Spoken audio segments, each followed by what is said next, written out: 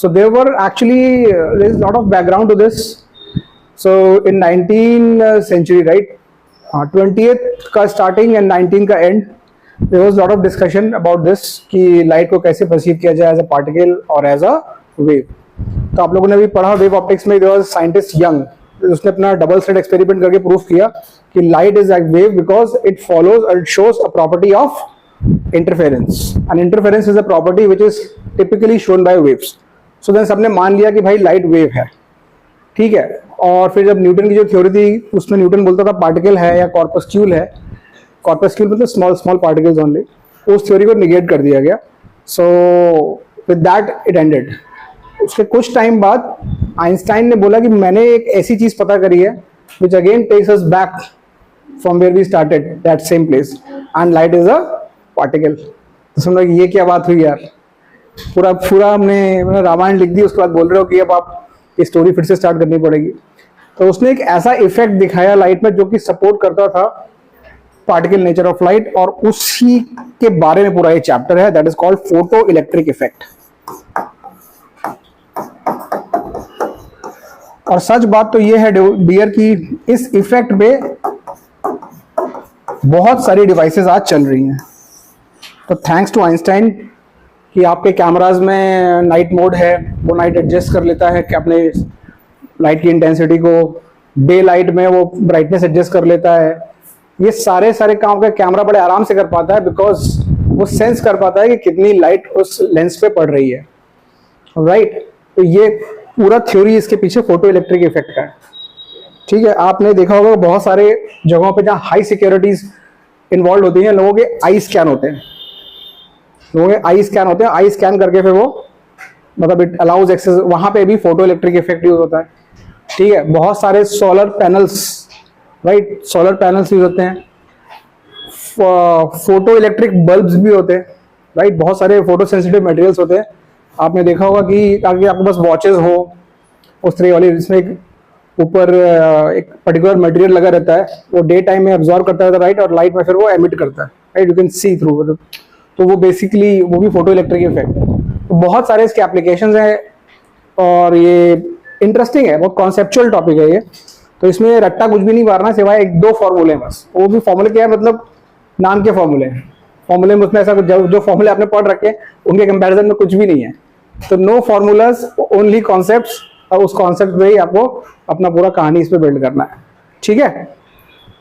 तो पहले बात करते हैं फोटो इलेक्ट्रिक इफेक्ट की, ये होता क्या है और इसमें ऐसा क्या है जिसकी वजह से आइंस्टाइन ने बोला कि guys light has to be a particle, light has to be a particle. तो बाद में डिसाइड हुआ कि चलो भाई ना इसकी ना उसकी, लेट्स कॉल इट कि light which is a radiation has a dual nature. So that is the first part of the chapter. The second part of the chapter is rather more interesting, क्योंकि उस time पे डिब्रॉय करके एक बंदा था, कुछ teachers को डिब्रॉगली बोलते हैं, तो फ्रेंच नेम है डिब्रॉय. डिब्रॉय ने ये बोला कि अगर लाइट जो एक रेडिएशन है टिपिकली, ये पार्टिकल बन सकता है, तो मेरा ये दावा है कि जो पार्टिकल्स जैसे हम और तुम, ये चीजें ये पार्टिकल से बनी हुई है, ये भी वेव नेचर शो करती हैं. और उसने भी इस चीज को प्रूफ किया कि every matter can also become wave, ठीक है. तो दोनों साइड से यहाँ डुअल नेचर है, मतलब रेडिएशन कैन बिकम मैटर, मतलब light can become particle, wave can become particle, a matter can also become a wave. So इसलिए इस चैप्टर के दो आपको पार्ट पढ़ने हैं, ठीक है. तो दूसरा वाला पार्ट थोड़ा रादर इजी है, पहला वाला पार्ट थोड़ा सा ज्यादा इन्वॉल्विंग है इन टर्म्स ऑफ कॉन्सेप्ट्स, ठीक है. So let's first understand what is this thing photo electric effect, because इसको जब तक अंडरस्टैंड नहीं करेंगे will not be able to go further what is the kahani behind this entire chapter. Photo electric effect.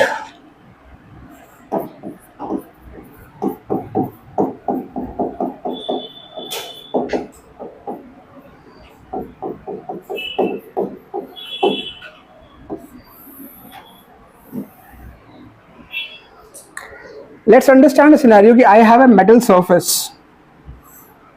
I have a metal surface. ठीक है, it is a metal surface. Guys metals को metals क्यों बोलते हैं, मतलब metals के पास खासियत क्या होती है? They have free electrons. Their last shell is typically 1 to 3 shells, right? Their last shell is typically 1, 2 or 3 electrons, sorry. So they have a tendency to lose the last orbital electron and become stable octet.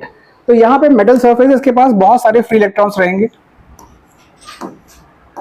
Copper हो सकता है, right, कोई भी अलग, sodium हो सकता है, कोई भी मेटल हो सकता है, ठीक है. We have many free electrons in this. So what was observed in few experiment, when radiation of certain frequency, radiation of certain frequency मतलब रेडिएशन का मतलब अल्ट्रा वायलेट रेडिएशन भी हो सकता है, विजिबल लाइट भी हो सकती है, एक्स-रे भी हो सकता है, पूरे स्पेक्ट्रम में से कोई भी रेडिएशन हम उठा सकते हैं, ठीक है. रेडिएशन से हम समझते हैं मतलब पूरा स्पेक्ट्रम. आपने इलेक्ट्रोमैग्नेटिक वेव पढ़ा, पूरा स्पेक्ट्रम, राइट. सो एक्स-रे से लेके रेडियो वेव्स तक. जब आप इस रेडिएशन को इस मेटल सरफेस पे गिराते हो, so what was observed at a particular instant, sometimes at a particular instant some of the electrons are ejected from the metal surface.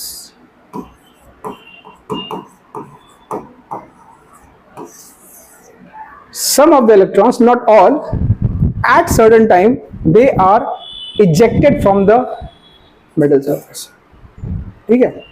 And this effect, this emission or ejection of electron under the influence of a radiation is called photoelectric effect. Photo इसलिए बोला है because when this experiment was first carried out, it was carried out with visible light.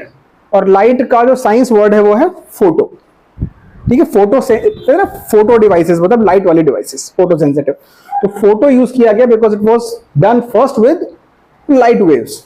तो हमने किया क्या, समझ लो, it's a very basic experiment. It's a metal surface, इसके ऊपर हो सकता है हमारे पास एक टॉर्च हो. It could be as simple as that कि हमारे पास एक टॉर्च है या एक लेजर बीम वाला है, उस लेजर बीम से मैं इस पे वो रेडिएशन गिरा रहा हूँ. रेडिएशन इस पे फॉल करेगा. If the radiation has a particular frequency, वो टाइम पे इलेक्ट्रॉन्स आर एमिटेड, मतलब ये निकल के बाहर आ जाते हैं. And then once they are out, you can capture them and you can use them for whatever purpose. So that's a later part of the story. So यहाँ पे हम जरा फोटो इलेक्ट्रिक इफेक्ट का डेफिनेशन समझ लेते हैं.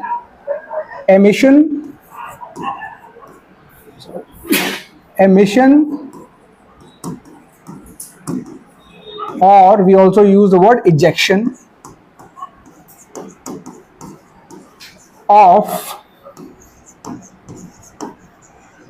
electrons. कहां से? From the surface of a metal. Understand, photoelectric is a surface phenomenon. It is a surface phenomenon. From the surface of a metal, when radiation of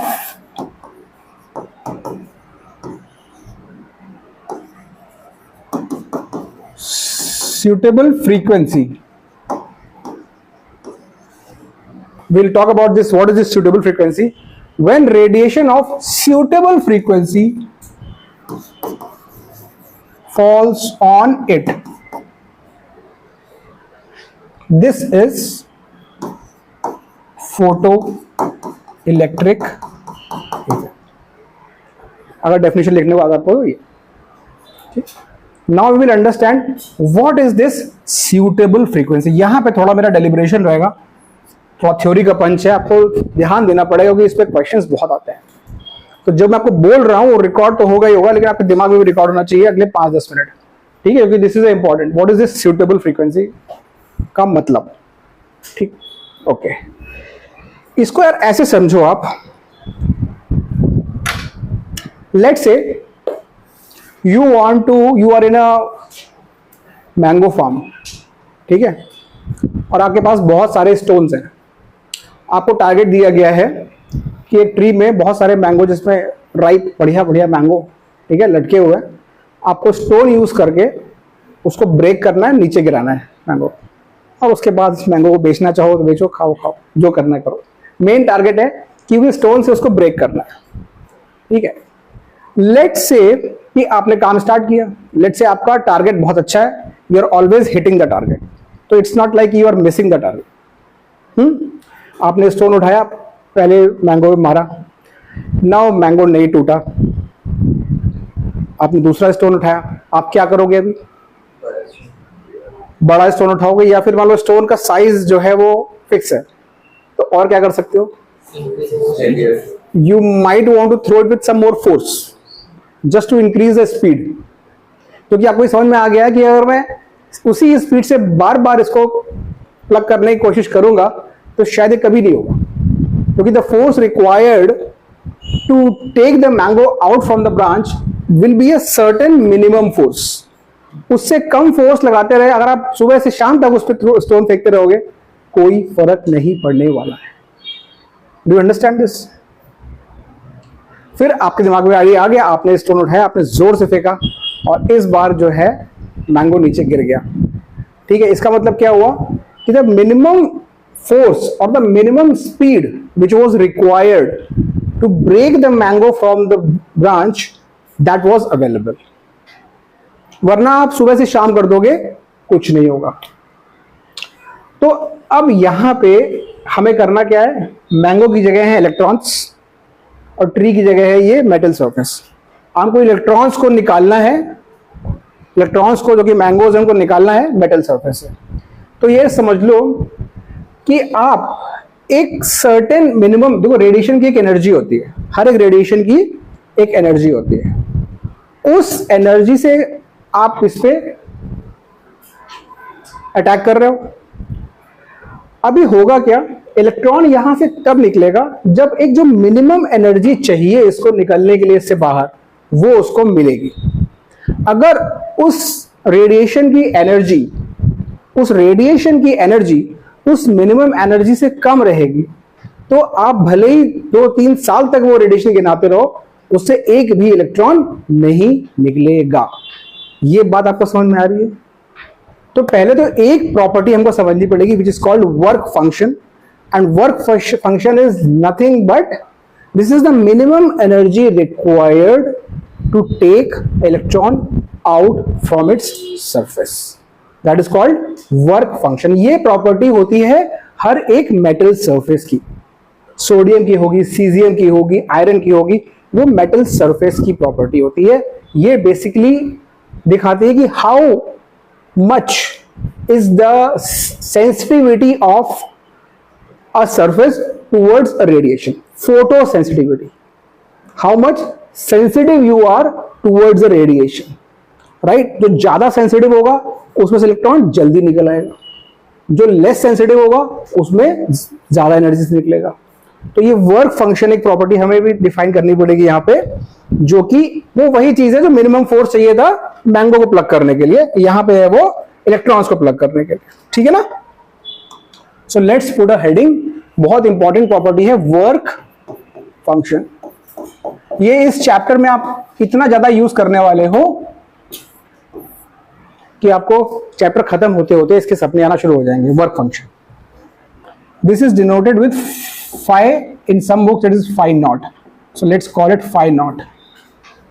What is this? This is the minimum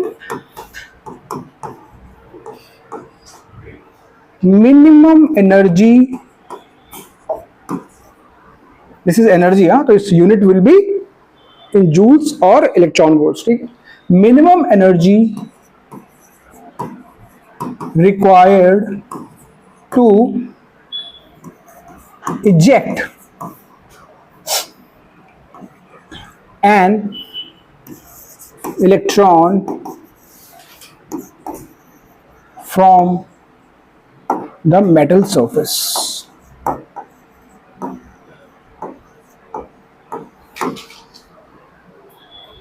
This is a property of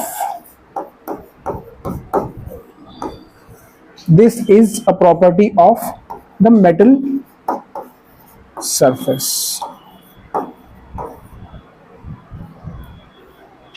ठीक. अब यहां से story में एक और turn है. Energy का जो यूनिट हम यूज करते रहे हैं अभी तक गाइस, एनर्जी का यूनिट हम यूज करते रहे हैं जूल्स. अभी in this chapter and the chapter next and after that atom nuclear. पूरा क्वांटम फिजिक्स में जो आप एनर्जी का यूनिट यूज करने वाले हो वो not joules, it is going to be electron volts. So we have to, अगर वर्क फंक्शन को डिफाइन तो कर दिया, but if you want to really understand कि एनर्जी का कितना अमाउंट होता है, तो just to get a feel, first we have to understand what does 1 electron volt means. 1 electron volt is also a measure of energy. So let's quickly understand. ये भी कई बार definition में एग्जाम में आता है, डिफाइन इलेक्ट्रॉन वोल्ट। क्योंकि ये energy बहुत, अगर इसको जूल में लिखेंगे ना तो बहुत छोटा नंबर है ये, तो जूल में बहुत ही 10 की पावर -34 ऐसे ऑर्डर में आएगा, राइट। तो यहाँ पे क्वांटम फिजिक्स के लिए जो एनर्जी सूटेबल यूनिट है वो है इलेक्ट्रॉन वोल्ट, और वो हम डिफाइन करने वाले। तो यहाँ से थोड़ा सा हम सेपरेट टर्म पे जा रहे हैं, क्यों, वर्क फंक्शन डिफाइन कर लिया है, बट इसके लिए एक सूटेबल यूनिट भी समझनी है, electron volt.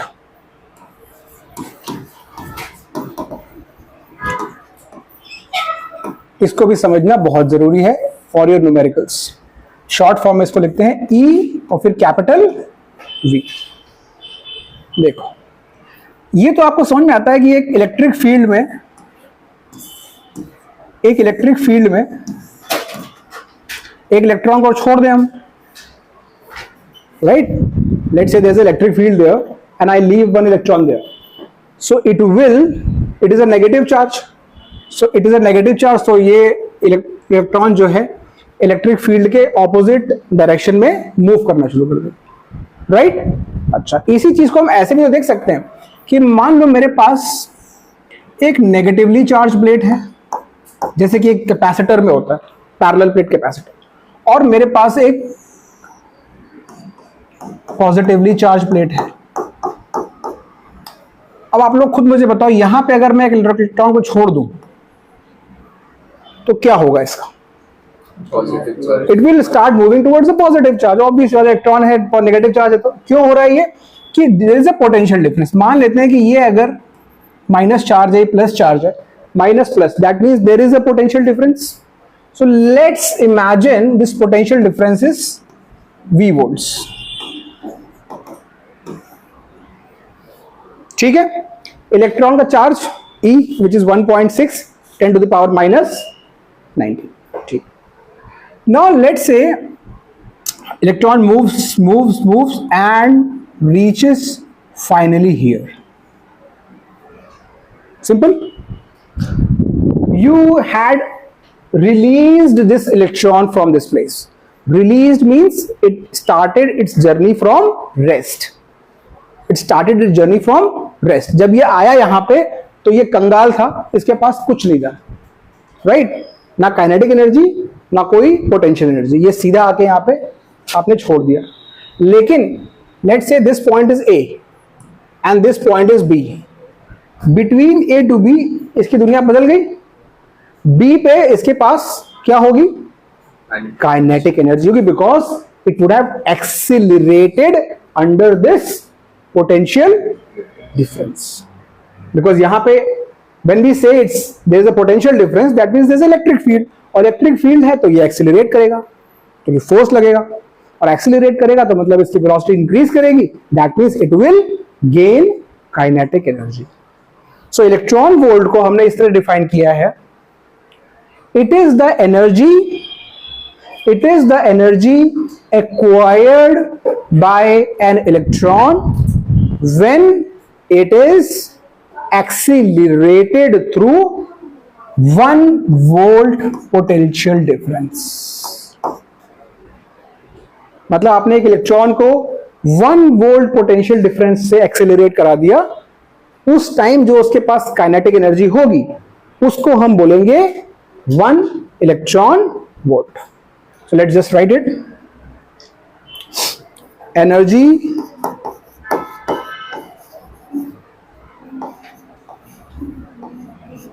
acquired by an electron when it is accelerated through 1 volt potential difference. Guys, is this absolutely clear? We are defining a new unit of energy. Understand what we are doing? We are trying to define a new unit of energy. Joule से काम नहीं बन रहा है अपना. Joule क्या है? When 1 Newton force is applied on an object and displacement is 1 meter, this is 1 joule. We don't need that. That is not going to work here. So we have defined another unit of energy कि ये आप electron को छोड़ दो, 1 volt potential difference है, जितना ये आएगा काइनेटिक एनर्जी बढ़ेगी. अच्छा, क्या मैं ये बोल सकता हूं कि the kinetic energy work energy theorem आपने 11th में पढ़ा होगा, work energy theorem, the net work done on an object is equal to change in its kinetic energy. अगर एक पोटेंशियल डिफरेंस V से एक चार्ज Q को, जरा याद करो, Q चार्ज को अगर V पोटेंशियल डिफरेंस में एक्सेलरेट करेंगे तो this is a work done. W is equal to V into Q, V is equal to W by Q, तो W is equal to V into Q. इसका मतलब इतना work होगा इसके ऊपर, चार्ज के ऊपर, और यही वर्क तो इसको क्या मिल रहा है? काइनेटिक एनर्जी मिल रहा है, वर्क एनर्जी थ्योरम. सो इसका मतलब इसकी जो काइनेटिक एनर्जी गेन होगी, kinetic energy half mv square ना लिख के, क्योंकि उसमें वेलोसिटी आ गई, वेलोसिटी से we are not concern, we can say it has been accelerated to this potential difference. तो यहां पे हम बोल सकते हैं इसकी काइनेटिक एनर्जी भी Q इंटू V होगी, Q इसका चार्ज और V जो potential difference. The work done gets into the kinetic energy. Is that clear?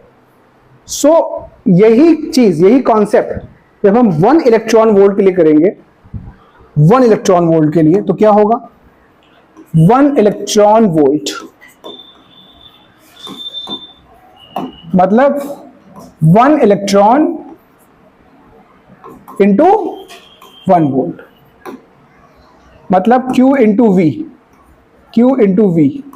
Q हुआ 1.6 into 10 to the power minus 19. क्यों? क्योंकि 1 इलेक्ट्रॉन का चार्ज यही होता है. 1 वोल्ट, तो ये तो 1 वोल्ट ही रहेगा, right? So 1.6 into 10 to the power minus 19, ये जो चीज आपने वर्क डन निकाला है ये SI यूनिट्स में है, तो ये हो जाएगा जूल्स, क्योंकि आपने बेसिक वर्क कॉन्सेप्ट यूज किया, राइट? V इंटू Q, तो ये जूल्स में है. इसका मतलब ये हुआ 1 इलेक्ट्रॉन वोल्ट को कभी भी जूल में कन्वर्ट करना हो तो आपके पास ये तरीका है. More than this number, how it has been derived, this should be clear in your mind, because when the question changes its context, electron की जगह कोई और अल्फा पार्टिकल आ जाएगा, अल्फा पार्टिकल को हम 10 वोल्ट पोटेंशियल डिफरेंस पे करा देंगे, आपको Q इंटू V याद रहना चाहिए. Q into V, Q into V is the and that is what we mean when we say electron has been accelerated. मतलब this is the way to define the energy. आप देख सकते हो यहाँ पे very clearly कि this guy 1 electron volt 10 to the power minus 19, so it's very small unit, but in the quantum physics this is not a small number. ये काफी ज्यादा बड़ा नंबर हो जाता है जब आप क्वांटम फिजिक्स में आते हो. ठीक है, ये व्यू है न्यूटोनियन फिजिक्स का, मैकेनिक्स का. यहाँ पे ये बहुत नंबर छोटा है, बट यहाँ के लिए इसीलिए unit has to serve the purpose, इसीलिए will shift our focus to electron volt in these next 3 chapters. But कभी आपको जरूरत पड़ेगी तो आपको पता है कि आप ये कन्वर्जन कर सकते हो. ठीक, ओके. तो work function guys, work function is typically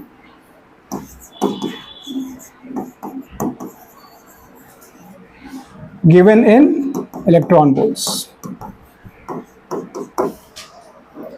जैसे सीजियम करके एक होता है मेटल, इसका वर्क फंक्शन काफी कम होता है.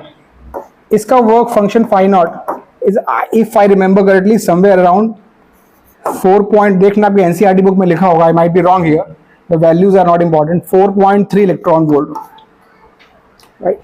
I think it is. किसी के पास एनसीईआरटी है तो चेक कर सकता है, चैप्टर खोल के फर्स्ट पेज पे लिखा हो. एनीवेज, तो आपको एक आइडिया लग गया कि वर्क फंक्शन का एनर्जी रेंज किस चीज का है? इसका मतलब क्या है? अगर ये मैंने लिखा हुआ है कि सीजियम के लिए वर्क फंक्शन 4.3 इलेक्ट्रॉन वोल्ट है, इसका मतलब ये है कि अगर सीजियम की सरफेस से, I have a caesium surface,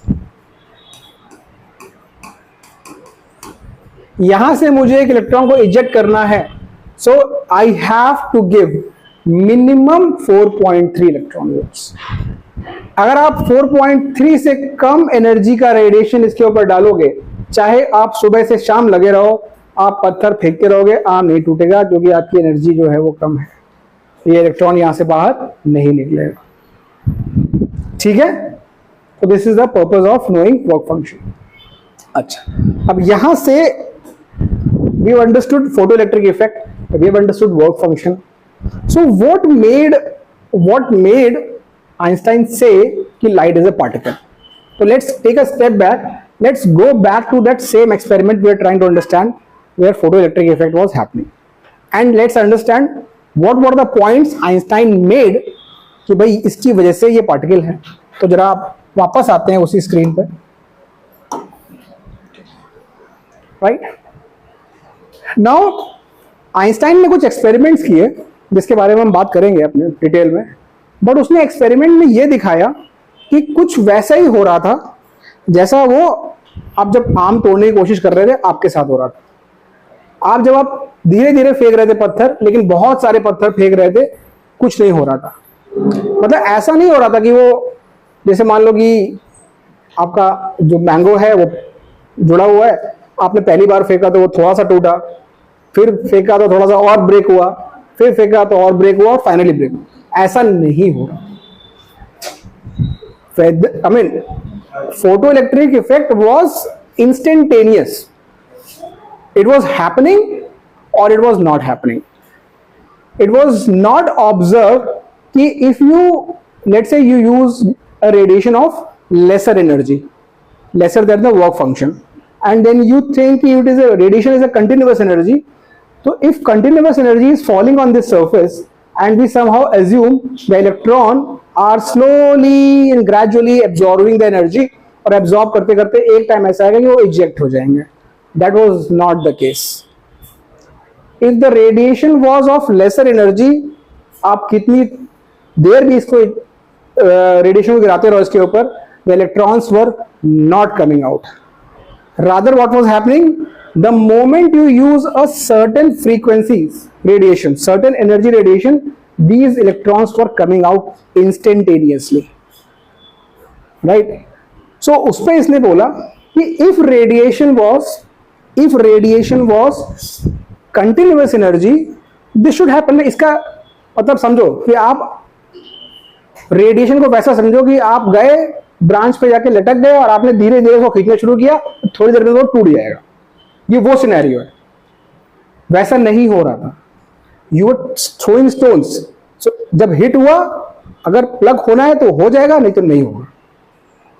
तो अगर रेडिएशन कंटिन्यूअस एनर्जी होता तो at certain point, even though it has got less energy than work function, धीरे धीरे वो निकल आता electron.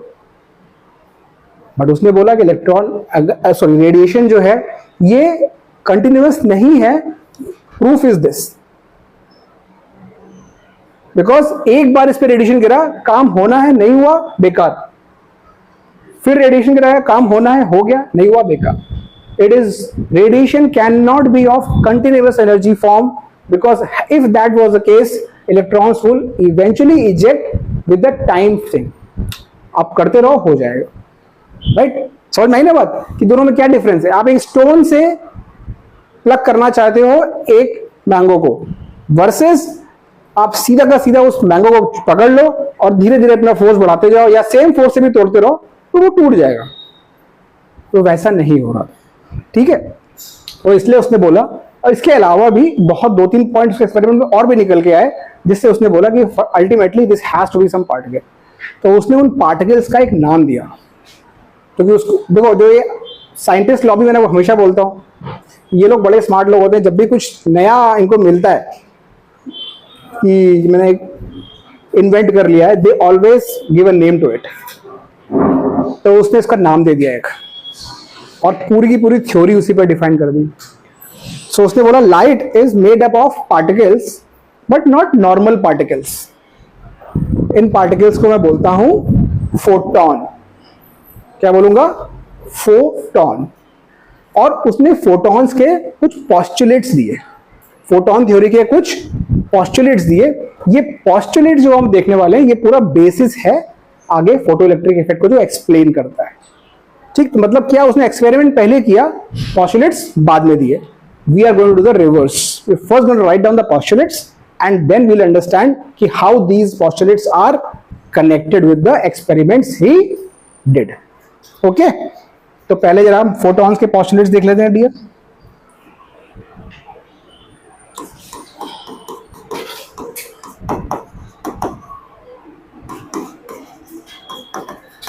Photon theory.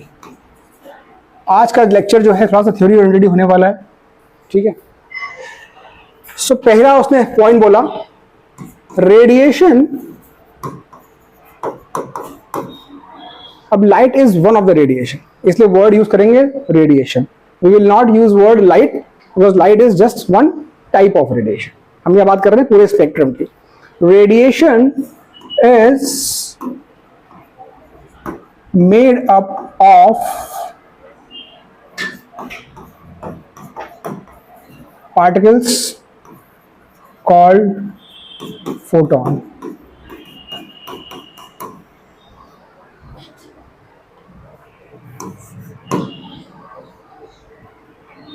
Rest mass मतलब जब ये पार्टिकल्स रेस्ट पे होते हैं तो rest mass of photons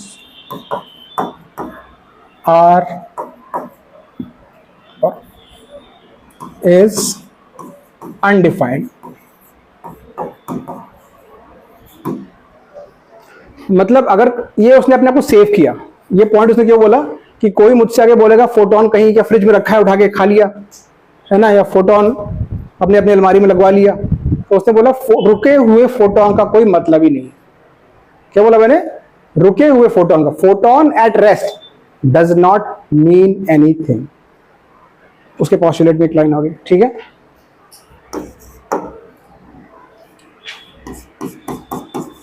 energy, ये इंपॉर्टेंट पॉइंट है। एनर्जी ऑफ ईच फोटोन, मतलब ये जो फोटोन भाई साहब है इनके पास एनर्जी है। Energy of each photon depends only on the frequency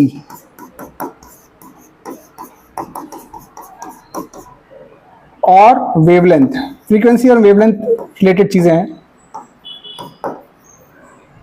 Energy of each photon depends only on the frequency and wavelength of the radiation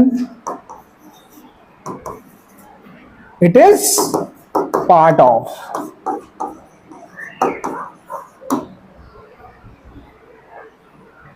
हर एक फोटोन की एनर्जी होती है, उस एनर्जी को डिसाइड करने वाला कौन है? उस रेडिएशन की फ्रीक्वेंसी जिससे वो बना हुआ है। आगे बात समझ में? और उसकी वैल्यू होती है E is equal to energy is equal to each photon की energy, the most fundamental formula of quantum mechanics, H into F। H is Planck's constant। एक साइंटिस्ट था मैक्स प्लैंक, उसने ब्लैक बॉडी रेडिएशन को prove करने के लिए, calculate करने के लिए उसने एक कांस्टेंट डिफाइन किया था, प्लैंक्स कांस्टेंट। तो वो वही कांस्टेंट है, प्लैंक्स कांस्टेंट, ठीक है। F is the frequency।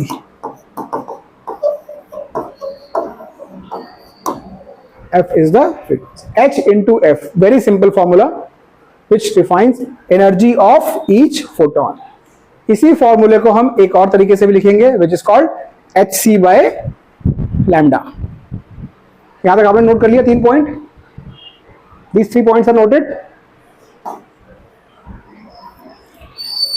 Energy का एक और फॉर्म हम लिखते हैं, एक तो H into F, जब मैं लिख लिया, और energy is also written as hc small c by lambda. यहाँ पे lambda is the wavelength of the radiation.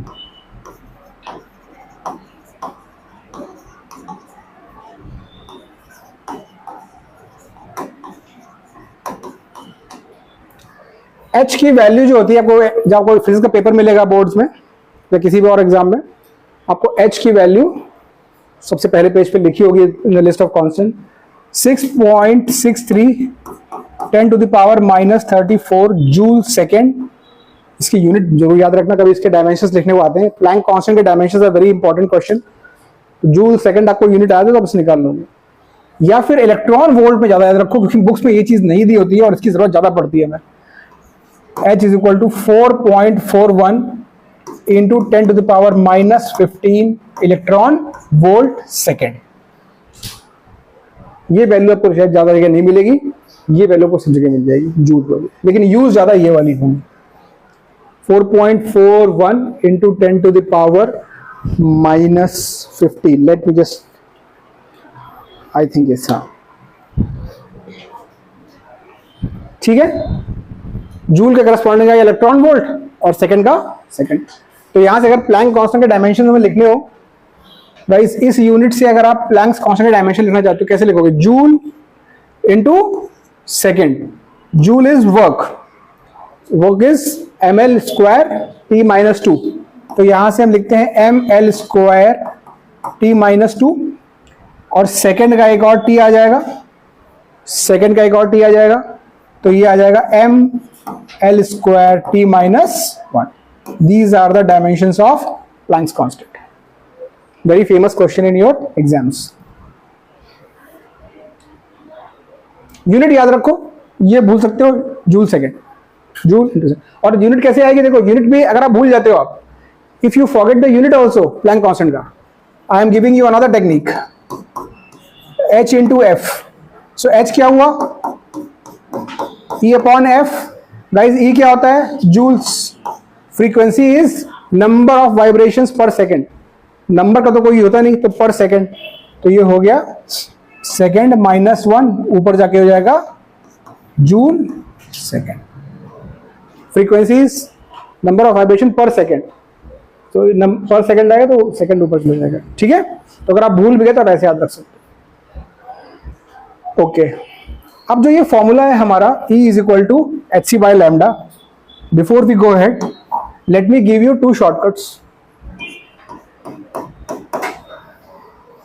आप एग्जाम में जो यूज करोगे E is equal to hf, right, या फिर E is equal to hc by lambda.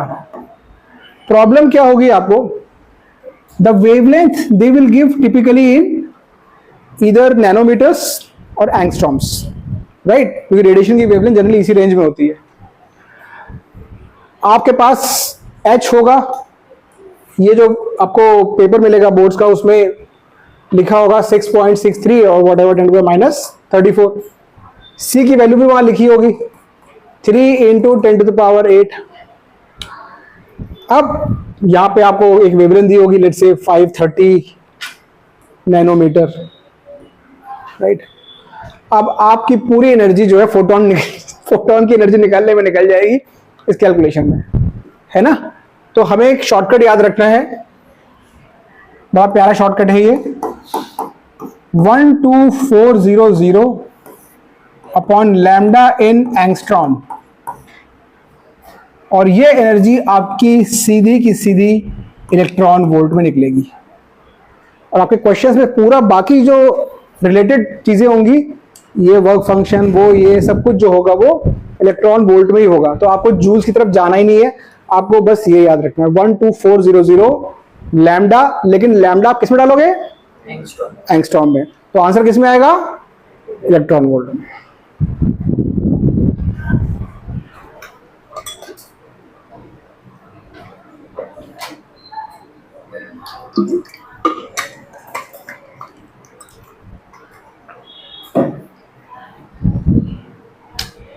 So continue करते हैं. हमने 3 पॉइंट पढ़ लिए, अब हम लोग 4th पॉस्टुलेट पे आते हैं उसकी, फोटोन के बारे में उसने और क्या क्या बोला. ठीक है, सो लेट्स कंटिन्यू।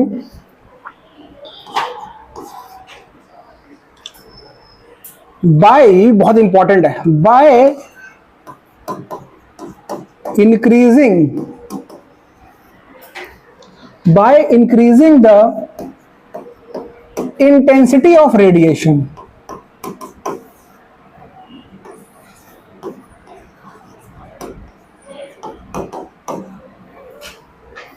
इंटेंसिटी मतलब आपके घर में एक लाइट लगी हुई है, आपने उसकी ब्राइटनेस बढ़ा दी, that is what is called increasing the intensity. You have not change the source of light. अगर वो एक नियॉन बल्ब था तो नियॉन बल्ब है, एलईडी तो एलईडी है, source is not change, you just increase the intensity. वो बढ़ा सकते हो इलेक्ट्रिक करंट बढ़ा के या कुछ करके, ठीक है, that is not important. So by increasing the intensity of radiation only number of photons increases, only number of photon increases, energy of each photon remains unchanged। Guys ये बहुत फंडामेंटल इस टॉपिक का, इस पे इतने क्वेश्चंस बनते हैं, you cannot imagine, very very fundamental। by increasing the intensity of radiation only number of photons increases, energy of each photon remains same।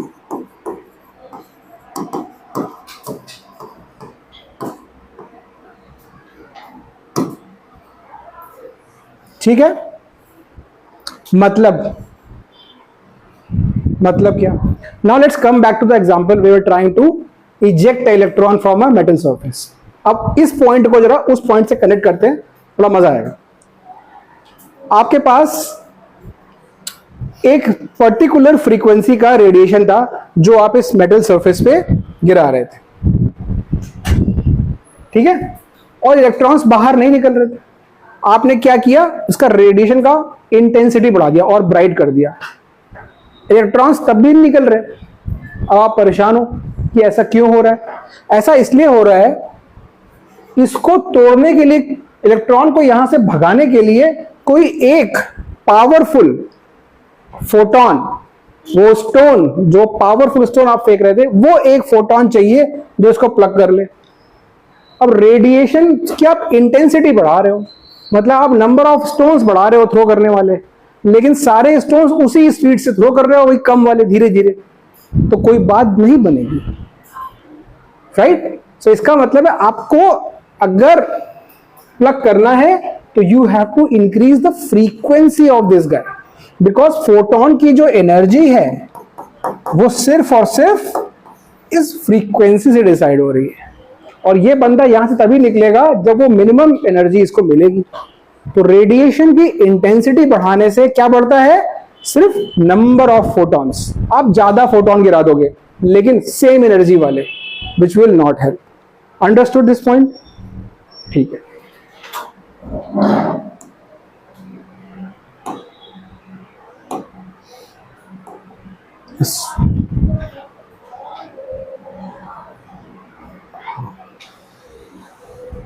ठीक है, लोग कहां पे थे? चौथा पॉइंट,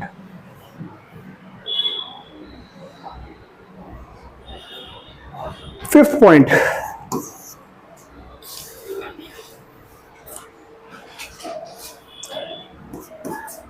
इन अ पार्टिकल, इसका इतना प्रैक्टिकल एप्लीकेशन नहीं है। In a particle photon collision, in a particle photon मतलब आपका फोटोन अगर किसी पार्टिकल से टकरा गया, right, momentum and energy both remain conserved. Momentum and energy is conserved.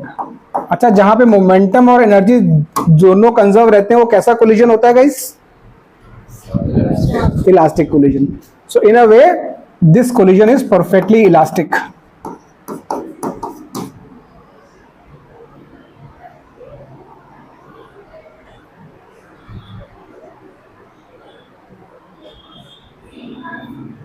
मैं कोई पॉस्टुलेट भूल तो नहीं गया, बस देख लो एक बार।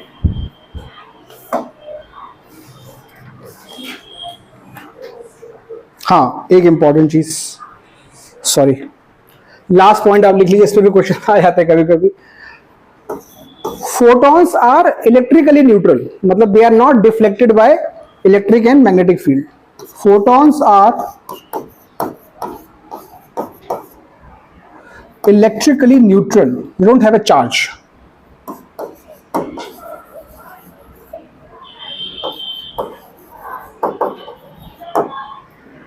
Not deflected by magnetic or electric field.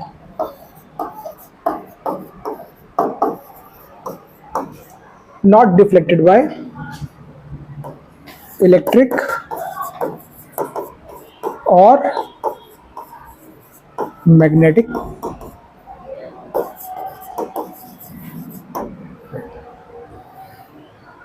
Clear guys? तो ये आपको पोस्टुलेट्स याद रखने हैं, 1 2 3 4 5 6, ये बेसिस है। सबसे इंपॉर्टेंट पॉइंट जो अपने लिए है वो ये वाला पॉइंट था, क्योंकि इस पे जो है पूरा उसका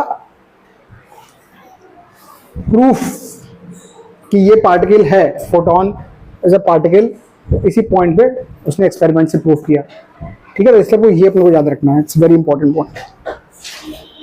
ठीक, तो अगर आपको एक क्वेश्चन आया कि एग्जाम में a source of light emits radiation of frequency 3 into 10 to the power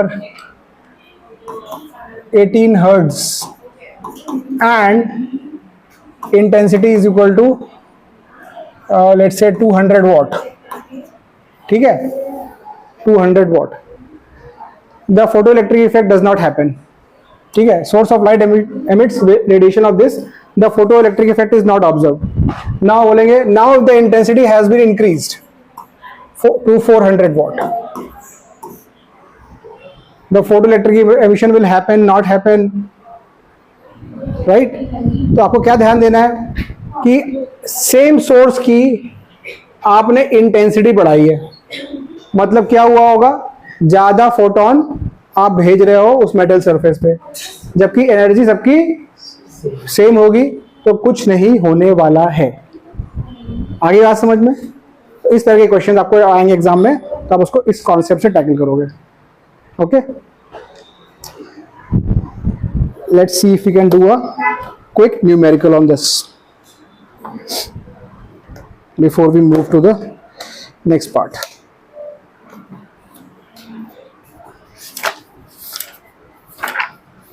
ये जो कैलकुलेशन के शॉर्टकट्स मैंने बताए आपको गाइस, वो थोड़ा इंपॉर्टेंट है, ये वाला। अच्छा, इसमें कहीं कहीं पे ऐसा भी हो सकता है, किसी शायद आपको रेफरेंस लिटरेचर में ये चीज मिल जाए, E इज इक्वल टू 1240, या कुछ लोग इसको 1239 लेते हैं, 1239। You don't have to be that precise, keep it simple, 1240। Okay, और यहाँ पे अगर आप लैम्डा ले रहे हो तो यहाँ पे लैम्डा फिर आप नैनोमीटर में लोगे। ठीक है, तो एक जीरो अगर कम हो गया तो लैम्डा आपको नैनोमीटर में, क्योंकि नैनोमीटर और एंगस्ट्रॉम में सिर्फ एक 10 का फर्क होता है। मैं आपको यूनिट लिख दूं, 1 angstrom is 1 into 10 to the power minus 10 meters, और 1 nanometer is 1 into 10 to the power minus 9 meter. So this is just difference of a 10 between these two. So 1240 upon lambda nanometer will be electron volts. अब थोड़ी कहानी numerical की देखते हैं, है ना, एक छोटे छोटे न्यूमेरिकल कुछ we can tackle with this.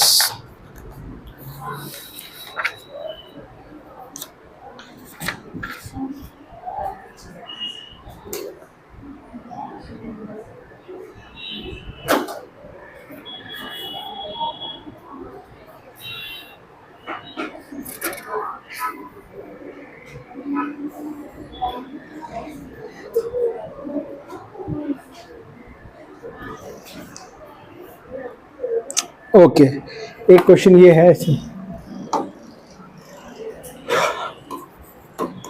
find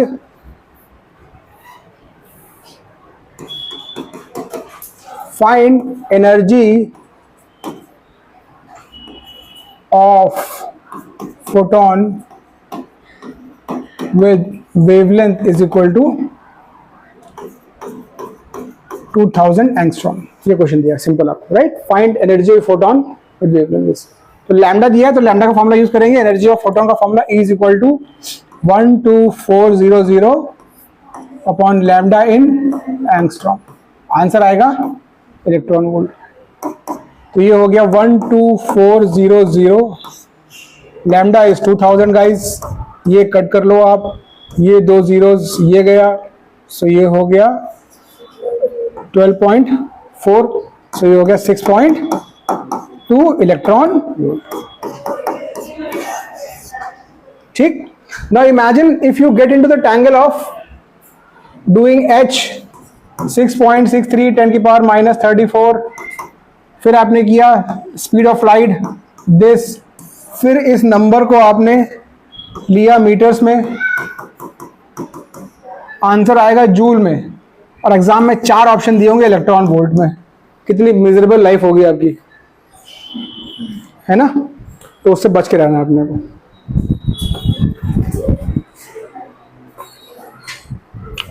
So next part is cut off wavelength or cut off frequency or threshold frequency. Let's just understand this term. Threshold wavelength or threshold frequency.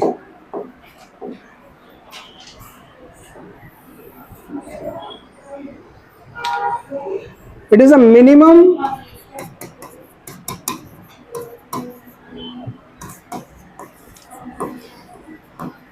frequency. It is a minimum frequency or maximum wavelength.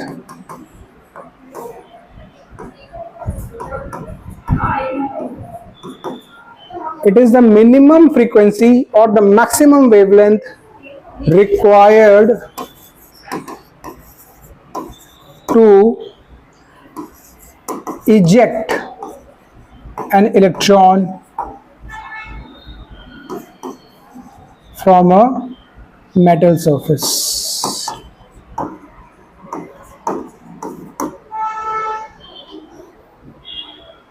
ये concept भी बहुत important है। Threshold frequency और maximum wavelength, minimum frequency और maximum wavelength required to eject an electron from a metal surface. समझना है फिर से उसी कॉन्सेप्ट को। देखो ये है अपना मेटल सरफेस, यहां पे है electrons, this is the radiation. Radiation में क्या है, फोटॉन्स। फोटॉन्स के पास क्या है, energy. Electron ejection, understand guys, electron ejection का कॉन्सेप्ट जो आइंस्टाइन ने दिया वो क्या बोला कि एक फोटॉन, कोई एक फोटॉन काफी है विद द रिक्वायर्ड एनर्जी। मतलब इस फोटॉन के पास एक वो एनर्जी का पैकेट है जो इसको यहां से निकलने के लिए काफी है, तो काम हो जाएगा। और इसको यहां से निकालने के लिए काफी है work function. Work function is that minimum amount of energy which is required to eject it. Photon के पास एनर्जी है लेकिन किस फॉर्म में, फ्रीक्वेंसी के फॉर्म में। तो इसका मतलब ये हुआ कि इसका जो वर्क फंक्शन है फाई नॉट, इसके बराबर एनर्जी का photon if you have, so that photon is just sufficient to pluck an electron out of the surface. So इसलिए इस फ्रीक्वेंसी वाले फोटोन को बोलते हैं थ्रेशोल्ड फ्रीक्वेंसी, F नॉट। या फिर in terms of wavelength this can be written as hc by lambda naught. So this is the minimum frequency or the maximum wavelength. ये बात आपको समझ में आ रही है कि वेवलेंथ मैक्सिमम क्यों है, क्योंकि वेवलेंथ बढ़ने से एनर्जी कम हो रही है। It is hc by lambda, h और c कांस्टेंट है, तो इसलिए मिनिमम फ्रीक्वेंसी या फिर maximum wavelength which is suitable और required to eject electron. Clear?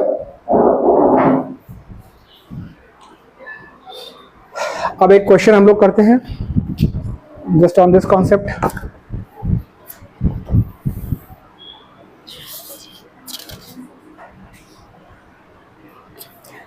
ये क्वेश्चन नंबर 5 है आप लोगों की बुक में, ये नोट कर लिया आप लोगों ने प्लीज? ठीक है, क्वेश्चन नंबर 5, ये क्वेश्चन 2024 में आया आपके बोर्ड्स में।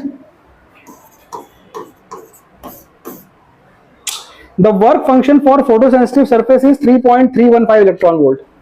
तो 5 नॉट हमने दिया हुआ है 3.315 electron volt. The work function for a photo electric sensitive surface is this. The cutoff wavelength for photo emission of electron from this cutoff wavelength पूछी है, lambda naught is question mark। ठीक है, तो अभी हम वही चीज फॉर्मूला यूज करेंगे, not hc by lambda will use 1। अच्छा, ऑप्शंस किसमें दिए हैं? नैनोमीटर में। ऑप्शंस इसमें जो क्वेश्चन में दिए हैं वो नैनोमीटर में दिए, तो आई एम यूजिंग 1240 वाला formula. 1240 upon lambda naught is equal to phi not.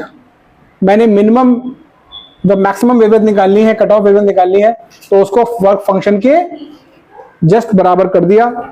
तो यहां से lambda naught my dear friend क्या आ जाएगा? 1240 upon phi naught and that is 3.315। ठीक है, अब इसमें एग्जाम ऑप्शंस में दिए हुए हैं, आप लोग बताओ कैलकुलेट करके कौन सा सही है। 150 नैनोमीटर,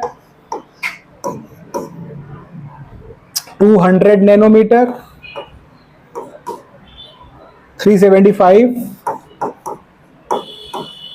एंड डी 500। अप्रोक्सीमेट भी चलेगा क्योंकि हमको ऑप्शन बस सही सेलेक्ट करना है। आई गेस 375 जाएगा। This will be the correct answer. So you will save a lot of time just by using this shortcut. ठीक है, क्वेश्चन समझ में आया? क्या दिया था? वर्क फंक्शन दिया था, minimum energy required, corresponding wavelength निकालनी थी, सीधा कर दिया।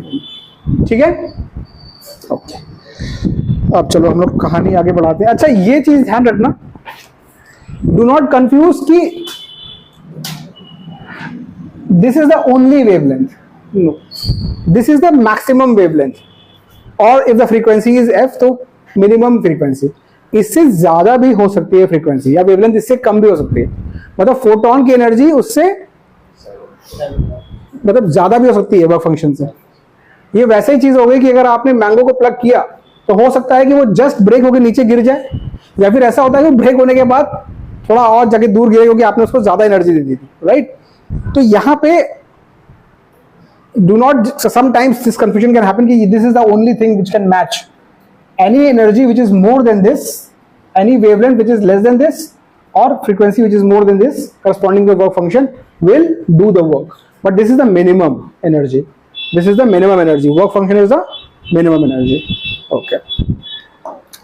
अब हम बनाते हैं अपनी next heading, which is called Einstein's photoelectric equation.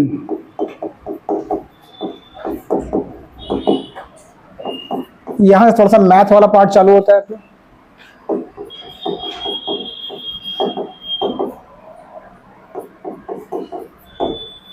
मैंने बोला 2 फॉर्मूले हैं, तो दूसरा फॉर्मूला ये है। एक फॉर्मूला तो hc बाय लैम्डा हो गया, या hf। This is next formula, Einstein's photo electric equation.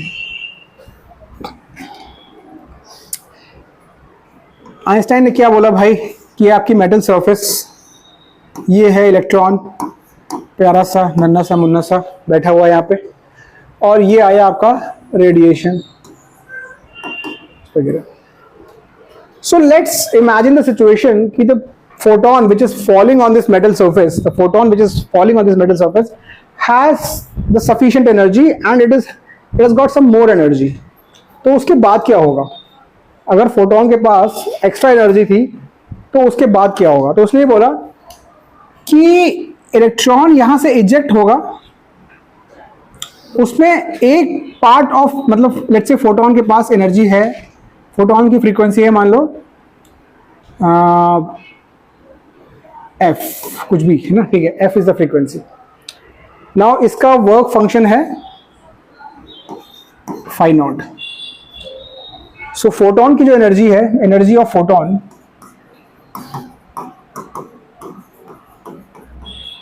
which is E that will be equal to HF, right? H into F। अब जब ये आया इस एनर्जी के साथ, किसके साथ? E के साथ, तो इसके पैकेट में इसके पास E अमाउंट ऑफ एनर्जी था, इससे कोलाइड किया। What will happen? First, from this energy,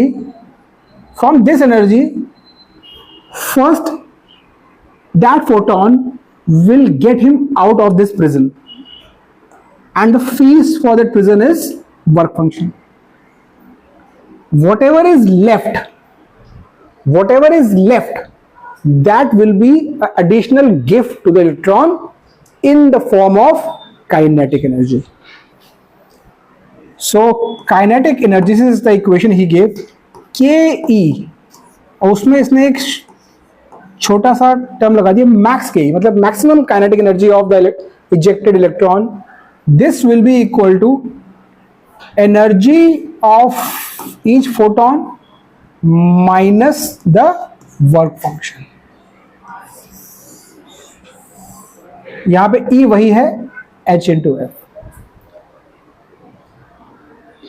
अब यहां पे एक चीज और थ्योरी का पंच है, वो आप समझ लो, आज हम वहीं पे रोकेंगे, इससे आगे हम बढ़ेंगे तो फिर बीच में छोड़ना पड़ेगा, which I think it's not a good idea to stop. बस ये के मैक्स का क्या मतलब है वो समझो। आप लोगों को ये समझ में आ गया कि काइनेटिक एनर्जी कहां से आ रही है?